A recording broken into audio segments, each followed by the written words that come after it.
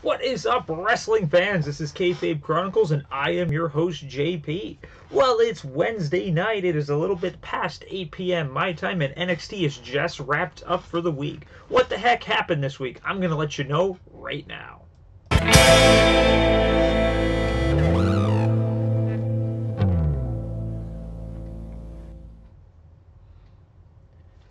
Hello, and welcome to the live stream. This is Kayfabe Chronicles, and I am your host, JP. If this is your first time here, please stick around for a little while. Partake in the chat room to the left-hand side of the screen. If you guys like what you see, make sure to crush like, hit subscribe, and click the bell notification for whenever we post videos.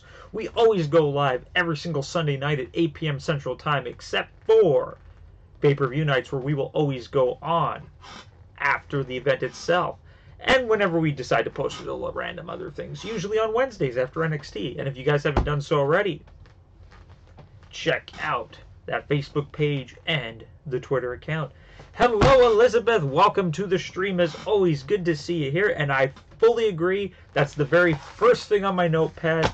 I am in love with Keith Lee. That is it. Good night. See you next week. No, it's serious. Oh, man. Like I've seen a lot of his independent stuff.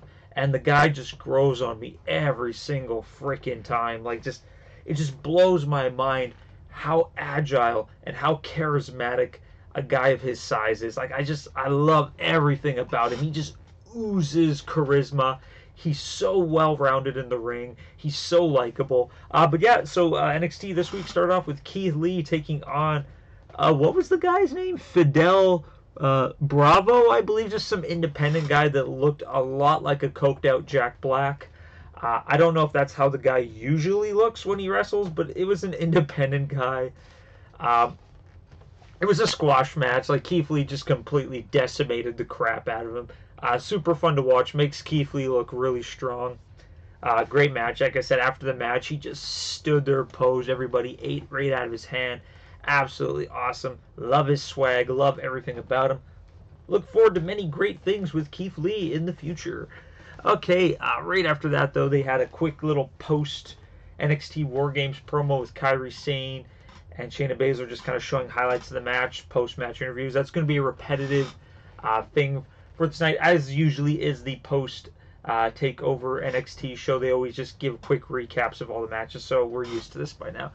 So very next match, we had Lars Sullivan, another big-ass dude, taking on Keto Murray, another local talent.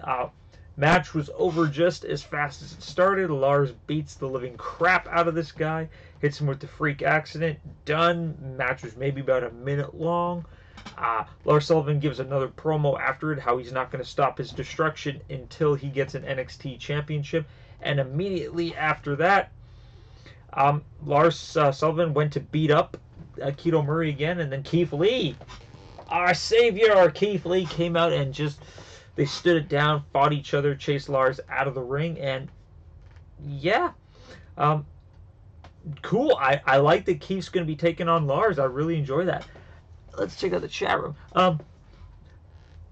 I see, what do I think about Lars being called up to the main roster? Makes sense, makes total sense. He's got the look that Vince loves. Remember, Vince loves the big dudes. He moves great in the ring. He has a great character. He's very well spoken, which is what I really like about him. Usually when you have big guys, it's me crush, me break you. But Lars is very, very inept on the microphone. He's got great vocal skills, great charisma. Looking forward to seeing what kind of feuds that they put him in. Is he going to suffer the NXT curse of getting moved up and then getting buried? Who knows? Of course, we do like to see Shayna take on Kairi. It's gonna be interesting. P.S. I want to take on Shayna. Hey, if you have training, I fully support it. I took 1 year of professional wrestling classes, and then my back gave out, and the dream died. But that's also because I had back problems too. I played football and all these other contact sports. It's my own fault. But yeah, I'm interested to see where where Dakota Kai fits in now, where Io Shirai fits in, where Jessamine Duke and Maria Shafir, where they're all going to fit in. It's cool. There's a lot of great women in the NXT universe right now, so I'm looking forward to see where that storyline goes. Lars, I wish him the best. I hope he does very well on the main roster. I hope that they don't bury him. I hope that they put him in a decent feud. With Braun Strowman being out for a little while now, which I will talk about.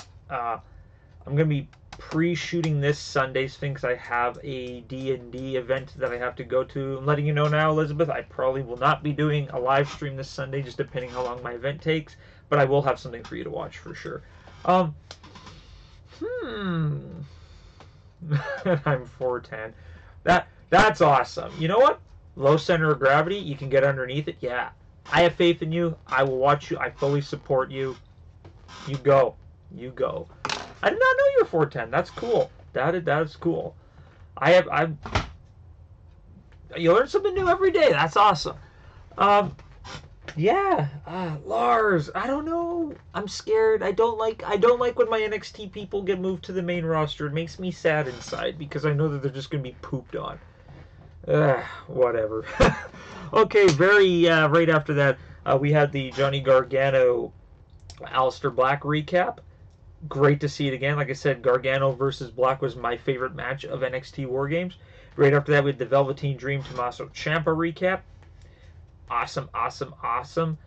Very after that, they had the WarGames recap. Awesome. Like I said, if you guys don't usually watch NXT, like I said, every single post NXT takeover event, they always recap the show. They always recap. Really, Chris Wolf is also 4'10". That's cool. My dad's 5'4".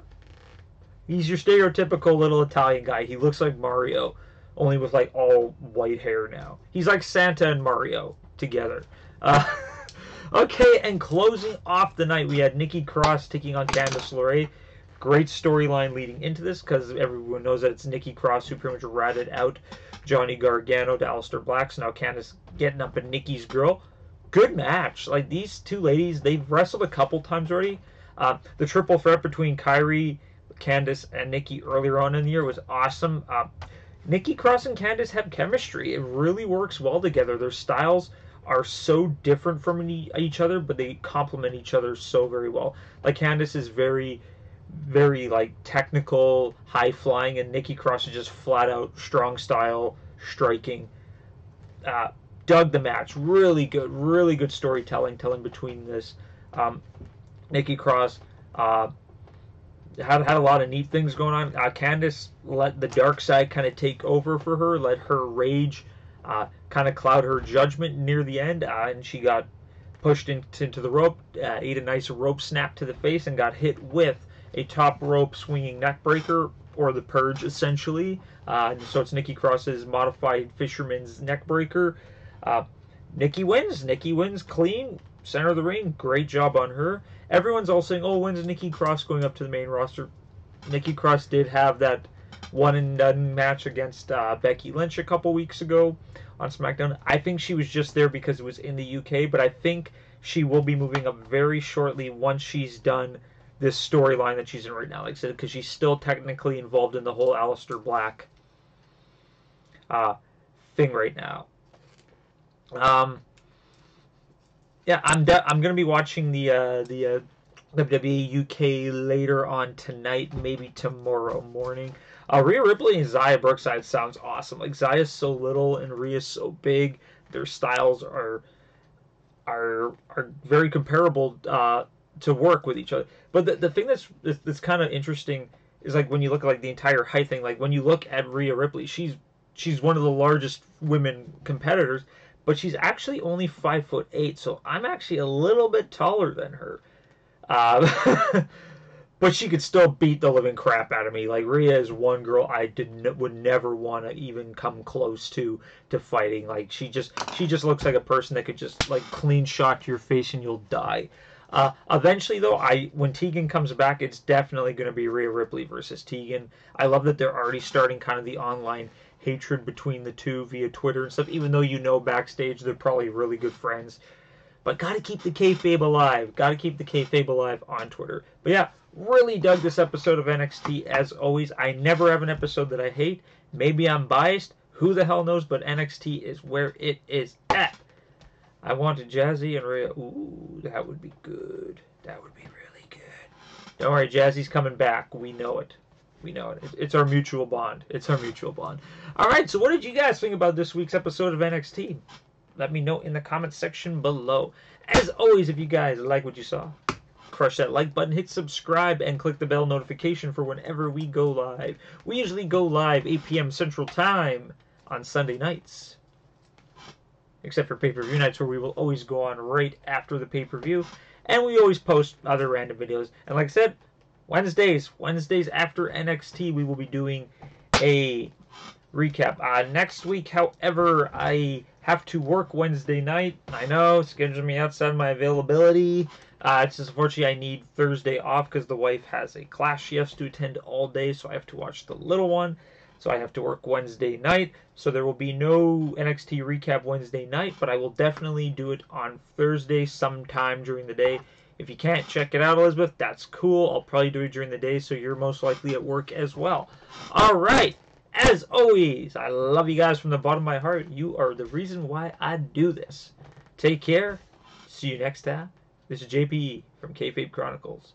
And yes, happy American Thanksgiving to you. Yes, I had mine in October, so I'm already full. But yes, happy Thanksgiving to all my friends south of the border. And I meant to say that. It was actually literally in my notes, like right there. Wish everyone a happy Thanksgiving, and I forgot. I'm a horrible person. But yes, I'm very thankful for just being able to do YouTube, being able to stay creative during my stage retirement, during my acting retiring while I raise a family. Raising families takes a lot of time. All right, happy Thanksgiving. Happy Black Friday. Don't do anything crazy. Don't beat up people. That's stupid. Just grab your TV and run. All right. Until next time, this is JP from Kayfabe Chronicles. See you guys next time.